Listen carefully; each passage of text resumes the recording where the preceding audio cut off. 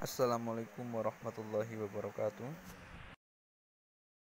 Nama saya Tegar Satria Eka Sampuna dari mahasiswa Universitas Pekalongan.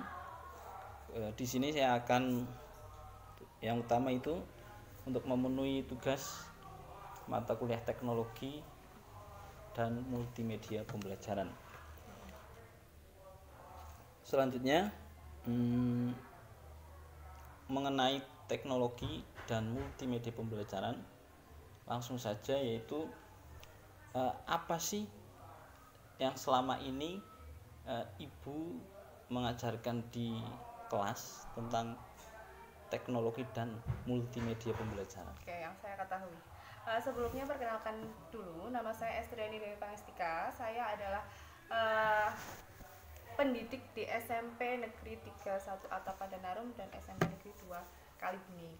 Nah, adapun yang saya tahu tentang teknologi informasi adalah suatu media yang digunakan untuk penyampaian informasi. Nah, dalam hal ini saya sebagai pendidik lumayan banyak menggunakan teknologi informasi sebagai sarana penyampaian materi, sarana penyampaian informasi, dan sarana asesmen saya. Yang pertama, saya biasanya menggunakan PowerPoint. Yang kedua, saya biasanya menggunakan video. Yang ketiga, saya biasanya menggunakan link YouTube untuk mereka belajar. Nah, sesuai dengan hal tersebut, itu sering saya lakukan dulu waktu pandemi. Nah, pandemi itu kan mau tidak mau prosesnya itu sangat panjang dan kita tidak bisa bertatap muka secara langsung atau sering kita bicarakan dengan daring. Nah, otomatis sebagai seorang pendidik, saya dan teman-teman saya harus berpikir bagaimana caranya penyampaian materi itu dapat diterima dengan baik. Apa yang ibu lakukan sebelum menggunakan teknologi informasi dalam pembelajaran di kelas? Oke, persiapan yang saya lakukan, yang pertama itu saya tanyakan dulu ke anak itu punya kuota atau tidak. Tapi pada zaman corona itu anak-anak itu dapat bantuan, jadi itu mungkin tidak menjadi masalah bagi kami. Kemudian yang kedua adalah materi, pemilihan materi. Kedua adalah pemilihan model pembelajaran.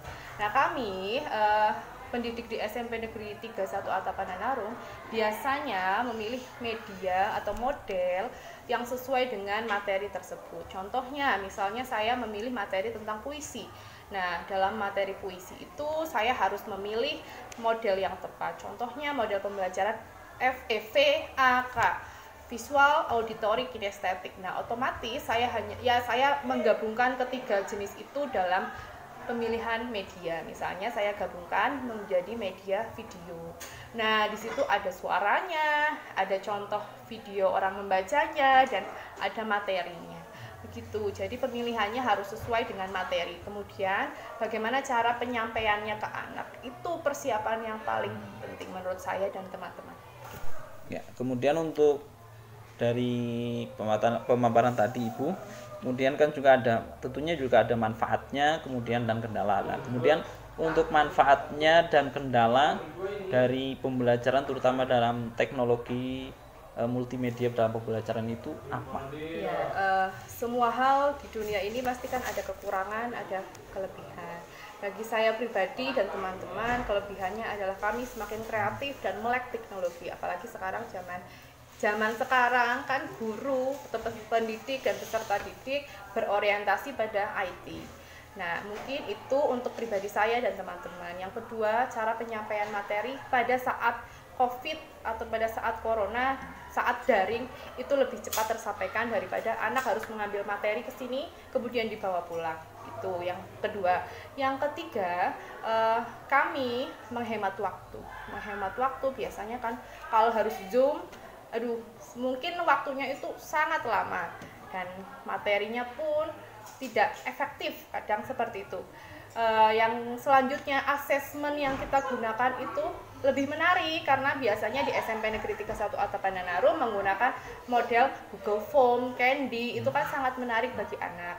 Terus kekurangannya dalam hal ini adalah kita harus tetap berekspresi lagi, mencari bagaimana yang tepat. Terus untuk anak biasanya terkendalanya adalah sinyal karena di sini adalah pegunungan. Begitu, mungkin hanya itu kekurangan dan kelebihannya. Kelebihannya mungkin masih banyak, tapi untuk kekurangannya kendalanya itu. Gitu. Tadi untuk kendala tentu juga karena di pegunungan ya paling utama itu jaringan. Kemudian bagaimana terutama untuk siswanya itu biar tidak bosan dalam pembelajaran tersebut itu, untuk mengatasinya bagaimana? Oke, kalau saya dan teman-teman itu biasanya yang pertama mengikuti pelatihan-pelatihan. Dulu di Karangkobar, Pak Tovan dan di sini Pak Tovan dan Bu Ida pelatihan tentang Microsoft. Jadi kami lebih memperbanyak belajar tentang teknologi atau IT itu, media-media yang menarik. Jadi pemilihan media, misalnya hari ini saya mengajar dengan PowerPoint. Terus hari berikutnya saya mengajar menggunakan video. Terus voice note. Nah, anak dengan voice note itu kadang interaksinya lebih dekat. Jadi tanya jawab dalam media WhatsApp itu juga berpengaruh, menarik anak. Terus yang ingin saya pelajari adalah Jamboard. Jamboard itu yang belum pernah saya terapkan di sini. Kemungkinan nanti ketika IT-nya sudah bagus, sinyalnya sudah bagus, saya dan teman-teman ingin menerapkan itu. Gitu. Ya. Dari kendala-kendala tersebut ada beberapa strategi biar bagaimana caranya dari siswa-siswanya itu tidak mudah bosan dalam pembelajaran tersebut. Terutama dari yang dulu itu ada pandemi juga sangat tentunya jenuh sekali. Setiap pagi, setiap melakukan pembelajaran tentunya juga pertama mendengar voice note dan video-video tentunya juga akan membosankan, walaupun itu kadang videonya ya belum dan juga jarang diketahui oleh siswa tersebut. Kemudian ada beberapa strategi yang akan membuat pembelajaran itu menjadi efektif dan menyenangkan. Salah satunya dengan strategi video interaktif. Dari video animatif dan interaktif itu adalah salah satu dari beberapa strategi yang sangat cocok untuk mengatasi permasalahan pembelajaran dalam multimedia pembelajaran. Contohnya itu ada kita mendesain video animasi tapi isinya itu tentang pelajaran yang akan diajarkan. Dari animasi itu ya tentunya juga anak-anak SD kan sangat suka sekali dengan animasi tentunya.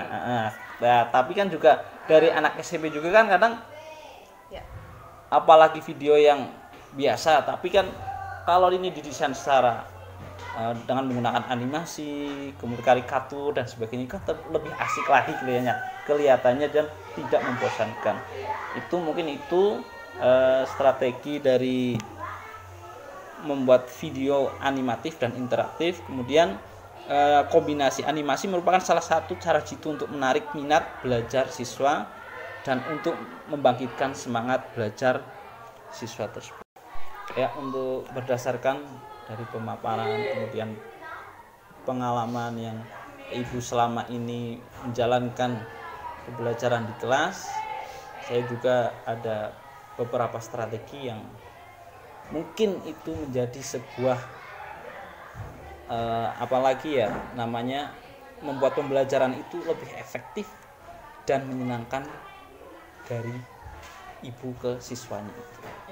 Mungkin itu yang dapat saya sampaikan, dan terima kasih atas waktunya.